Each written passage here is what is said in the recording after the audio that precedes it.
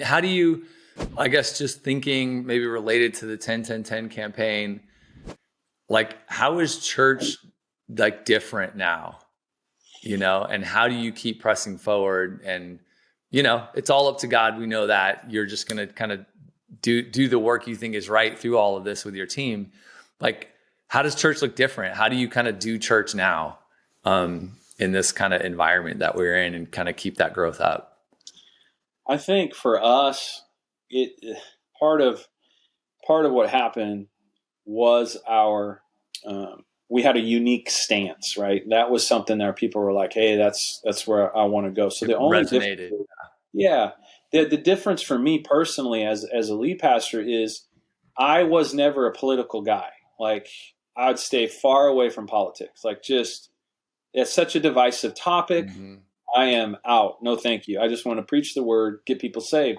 And it was when this COVID thing started happening and people were suffering, I saw how politics can make people suffer. Right. And I was like, I got to get in. I have to speak to this.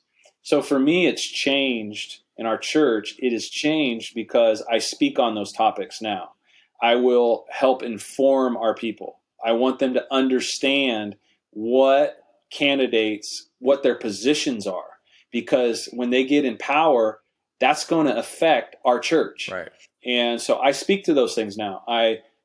Church is different because we have things like vaccine mandates. Well, how do you help your people when their job is saying you better get a vaccine or you're fired? Right. Well, first and foremost, that should be someone's choice, whether they get a vaccine or not. That's my opinion, and that we're still in America. And it goes back to my socialism argument.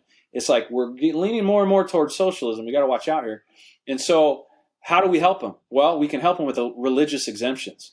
And so as a church, we decided anyone that wants a religious exemption, let's talk about it. Let's make sure you're a person of faith.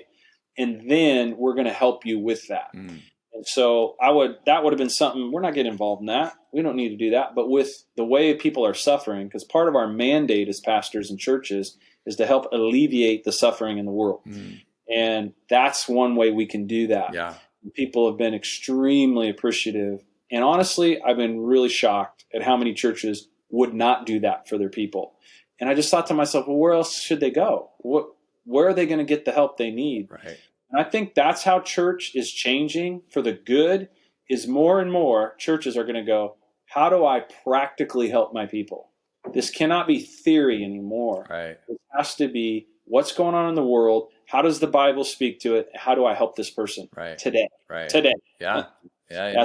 I mean, I love that. It's like things are always changing, right? Like I live today. I have to kind of be a Christian in today's world and in my job and like people I interact with and with everything that's going on. And I think that's what people need is like, how do you live as a Christian and be like Jesus, be an example to those around you.